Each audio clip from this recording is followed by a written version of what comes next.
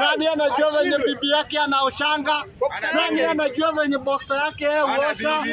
Nani anajua venye mkwake kuliko? Kwa hivyo mimi Mheshimiwa Nuru Maloba Okanga ninakwambia kufikia kesho saa kama hii, hiyo statement ambayo ulitusi na Wanga pamoja na huyo Uria Tibim, watoto ambao wameshindwa kusoma wanategemewa na siasa ili wanasiasa waweze kuwalipia nyumba waweze kutusi Mheshimiwa Wanga.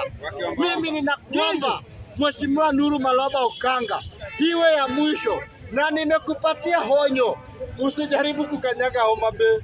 Wacha hii, nani alisema hii? Na nisipatane na wewe kama kijana Wanga Nairobi hii.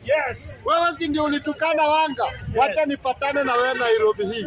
Huwezi tusi baba yangu nikisikia. Huwezi tusi gavana wangu nikisikia.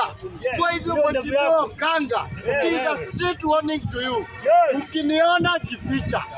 Kama vile ambavyo ulisema ukipatana na Wanga utalala na yeye, mimi pia nikipatana na wewe nitakukula mkundu.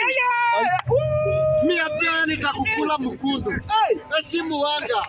It's a high time for you to respect women in this country. We cannot live with a dwarf people like Nuru Maloba Okanga. A person who has just written class 3 anapata nguvu wapi ya kutukana Mama Gladys Wanga? Unatusi Wanga kama nani? Ati unamwambia jui kuosha wapi? Wewe unajua kuosha nini? Mimi ulivyosema utalala na Wanga, mimi pia leo hii usiku hii ninakuja nilale na wewe, na mimi nakula nyuma. Wote hivyo unasema Simtu. Mimi nitakula simtu wewe Nuru Maloba Okanga. You must withdraw that statement, and I've given you 24 hours. Lazima uende apologize for Gladys Wanga. Wanga na mimi ninakwambia kama vijana wake wa Embakasi chapter hapa. Sisi tutasimama na wewe. Alete matusi. Afanye nini? Ni wewe tutajibu. Hatutafanya mtu akudhalilisha tukisikia. Na mama usijaribu kustuliwa na huyu mtoto wa class 3. Huyu mtoto hajui kuandika jina lake. Huyu mtoto analipiwa nyumba huyu. Anakutisha. Mtoto ambaye hajui kuosha meno. Mtoto ambaye hajui kunyoa ndevu. Anatoa wapi nguvu ya kutusi Wanga?